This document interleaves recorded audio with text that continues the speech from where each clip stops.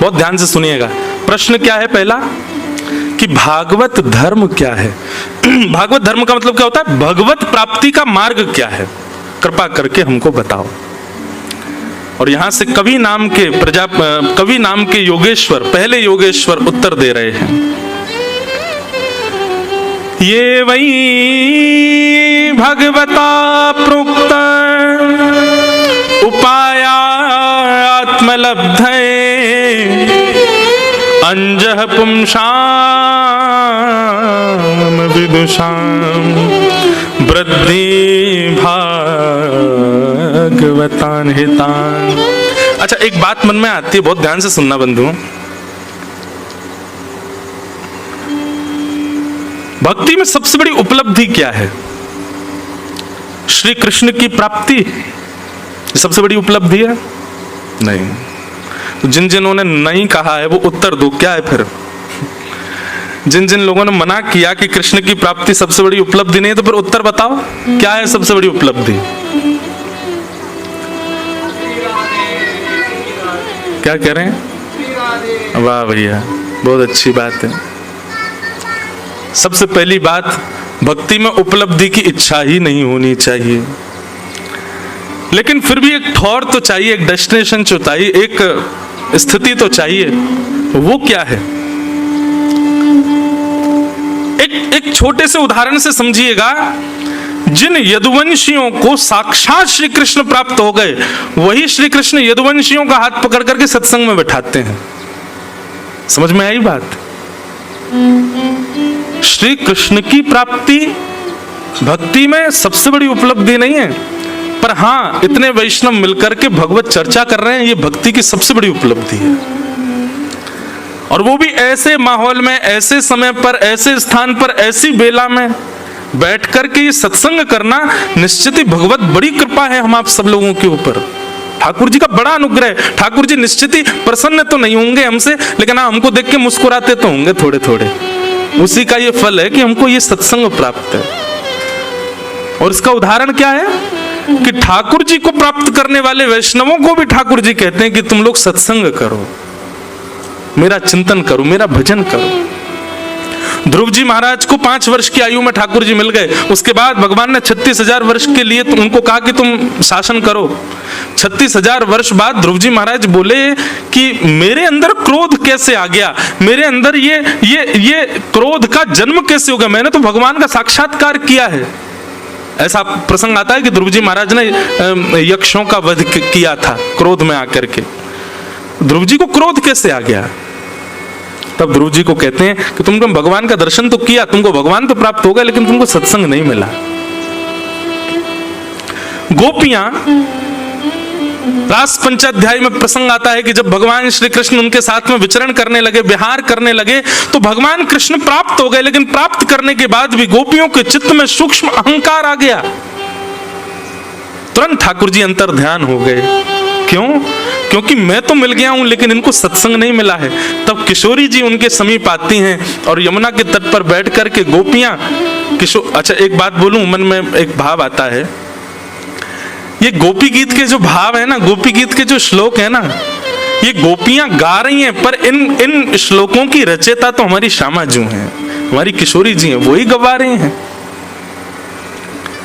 तो कृष्ण तो मिल गए गोपियों को, लेकिन उसके बाद भी गोपियों के चित्त में अभिमान तो आ गया। तो एक बात निश्चित हो जाती है कि भगवत प्राप्ति ये भक्ति में उपलब्धि नहीं है, क्योंकि ठाकुर जी के मिलने के बाद भी कई भक्तों में दोष प्रकट हुए हैं। लेकिन वही भक्त जब सत्संग में जाता है, ठाकुर जी की रस चर्चा का श्रवण करता है, तो गाने लगता है, तब कथामृतम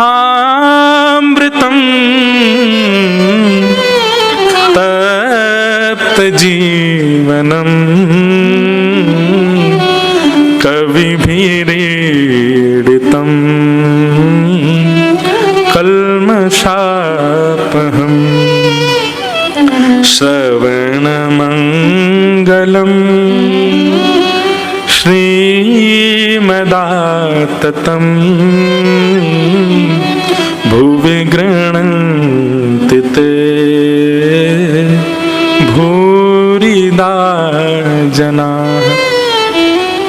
वास्तव में गोपी गीत में जब ये वाला श्लोक आता है ना, तभी ठाकुर जी तैयारी बना लेते हैं, अब मुझे इनसे पुनः मिलना है। क्यों? क्योंकि कथा के प्रति, सत्संग के प्रति इनकी रुचि दिख रही है।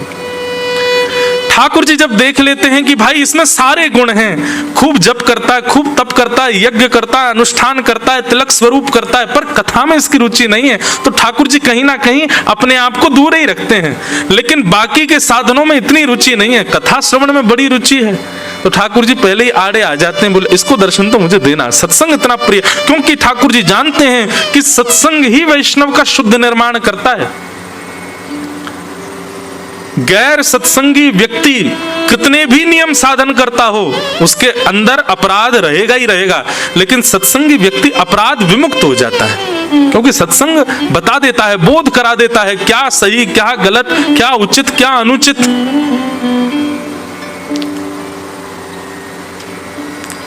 तो भक्ति में उपलब्धि क्या है? आप रात्रि में सो रहे हैं और नींद नहीं आई, तो नींद ना आने पर आप सोशल मीडिया नहीं देख रहे हो, नींद ना आने पर आप YouTube पर जाते हो, किसी अच्छे रसिक जन की सुंदर वाणी चला करके उसको श्रवण करने लगते हो। ऋषिकेश से दिल्ली की ड्राइव कर रहे हैं तो गाड़ी में कोई भद्दे गीत ना चला करके किसी भगवत रसिक की वाणी सुनते हुए जा रहे हो। अपने समय में, अपने जीवन में, अपने दिन में एक क्षण का भी अवकाश जब मिलता है, एक क्षण के लिए भी जब आप खाली होते हो, उस क्षण में आप अपनी इंद्रिय विषयों की तरफ ना जाकर के भगवत वार्ता को प्रायोरिटी देने लग जाओ, तो समझ जाना अब भगवत उपलब्धि प्राप्त हो रही है। अब आप भक्ति के पथ पर अग्रसित हो गए हो। एक प्रकार से ये कह दूं तो जैसे पथ पर चलते हैं तो माइलस्टोन आते हैं ना, इतनी दूरी और रह गई, इतनी दूरी और रह गई। जब ऐसी स्थिति हो जाए कि आप नींद ना आने पर, मार्ग पर चलते हुए अपने दिन के अवकाश में सत्संग को प्रायोरिटी देते, तो आप पहला माइलस्टोन पार कर चुके हो, अब ठाकुर जी के और समीप आ चुके हो। वही बात यहां पर कह रहे हैं, भगवतः प्रोक्तः उपाय आत्मलब्धये अंजः पुंसाम विदुषाम वृद्धिम भागवतान हितान। निमि राजा ने प्रश्न किया कि भागवत धर्म क्या है, और कवि नाम के योगेश्वर कहते हैं कि ठाकुर जी के द्वारा बताई गई जो वाणियां हैं, ठाकुर जी के द्वारा कहे गए जो प्रसंग हैं, उन प्रसंगों पर अमल करके उनका जीवन में पालन करना और नेत्र बंद करके ठाकुर जी ने जो कह दिया उसको करने लग जाना, यही भागवत धर्म है। उस पर किंतु परंतु प्रश्न चिन्ह नहीं है। ठाकुर जी यदि अपने प्रवचन में कह रहे हैं गीता में, कर्मण्येवाधिकारस्ते मा फलेषु कदाचन, हे अर्जुन तुम्हारा अधिकार केवल कर्म पर है, फल की चिंता मत करो, फल देने का अधिकार मेरा है, तो इसका पालन होना चाहिए कि फल की चिंता मत करो, ठाकुर जी देखेंगे, हम बस कर्म करें। भगवान यदि अपने प्रवचन में कह रहे हैं कि ये अपराध है, ये पाप है, ये दोष है, तो निरंतर उनका ध्यान करके वो ना करना, और जो ठाकुर जी की आज्ञा है उस पर नेत्र बंद करके चलने लग जाना, यही भागवत धर्म है। बंधुओं, भक्ति में सबसे ज्यादा आवश्यक यदि कुछ है तो वो है विश्वास, अटूट विश्वास। हमारे सूरदास जी गाते हैं बहुत सुंदर भाव, भरोसो दृढ़ इन चरणन केरो, भरोसो दृढ़ इन चरणन केरो, भरोसो दृढ़ इन चरणन केरो, भरोसो दृढ़ इन चरणन। भैया 4 दिन के लिए आप सब लोग ही हमारे कोरस वाले हो, दक्षिणा के रूप में 11-11 रुपए सबको दूंगा मैं, गाओ मेरे साथ, आप सब हमारे साथ कोरस करो, पीछे पीछे गाओ सुन करके। सूरदास जी की वाणी है, भरोसो दृढ़ इन चरणन केरो, भरोसो दृढ़ इन चरणन केरो, भरोसो दृढ़ इन चरणन केरो, भरोसो भरोसो दृढ़ इन चरणन के। श्री वल्लभ नख चंद्र छटा बिन, श्री वल्लभ नख चंद्र छटा बिन, श्री वल्लभ नख चंद्र छटा बिन, श्री वल्लभ नख चंद्र छटा बिन, सब जग माही अंधेरो, सब जग माही अंधेरो, हाँ सब जग माही अंधेरो, सब जग माही अंधेरो। ठाकुर जी के प्रति भरोसा, अपने गुरुदेव के प्रति भरोसा यदि आपका नहीं है तो आप कितने भी नियम साधन कर लो, आपका कल्याण नहीं हो पाएगा। लेकिन आप नियम साधन में चूक करते हो, लेकिन ठाकुर जी की वाणी और गुरुदेव की वाणी पर पूर्ण भरोसा करते, अमल कर देते हो, उसको अपने जीवन में उतार लेते हो, आपको कोई नहीं रोक सकता, कहीं आप गिर नहीं सकते, आपका निश्चित कल्याण होगा, क्योंकि आपके भीतर भरोसा है। भरोसो दृढ़ इन चरणन केरो, भरोसो दृढ़ इन चरणन हे भरोसो दृढ़ इन चरणन केरो, भरोसो दृढ़ इन चरणन के। श्री राधा रमण लाल की।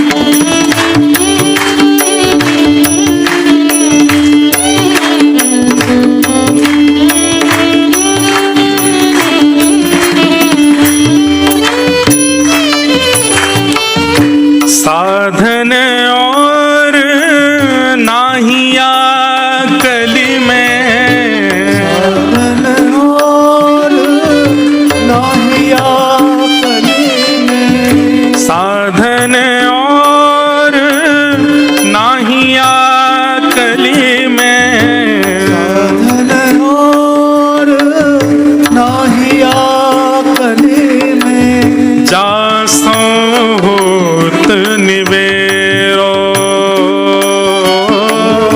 सासो होत निवेरो। सूरदास जी कहते हैं इस कलयुग में और कोई साधन है ही नहीं आपके कल्याण का, केवल और केवल भरोसा ठाकुर जी की वाणी के प्रति, गुरुदेव की वाणी के प्रति, बस ये भरोसा जीवन में ले आओ और भली साधन आपसे ना बने, कल्याण हो जाएगा। सूरदास जी से किसी ने कह दिया, सूरदास जी मतलब हमारे जप तप अनुष्ठान नियम ये किसी काम के नहीं है, केवल भरोसा ठाकुर जी के प्रति, कोई प्रमाण है आपके पास? सूरदास जी कहते हैं सबसे बड़ा प्रमाण मैं हूं। क्यों? बोले आंख ही नहीं है मेरे पास तो, सूर कहा कहे दुविध आंधरो, मेरे पास तो नेत्र ही नहीं है, मैं देख ही नहीं सकता, लेकिन फिर भी ठाकुर जी के अद्भुत रूप श्रृंगार का मैं दर्शन कर पाता हूँ, ठाकुर जी की लीला मुझे दिख जाती है। आज हरि देखे नंगम नंगा, मोतिन माल गले और साजे, छवि के उठत तरंगा, कैसे दिख जाते हैं, नेत्र तो है ही नहीं मेरे पास में। शोभित कर नवनीत लिए, घुटरुन चलत रैणु तन मंडित, गो रोचन तिलक किए, ये लीला मुझे कैसे दिख जाती है, मैं तो देख ही नहीं सकता।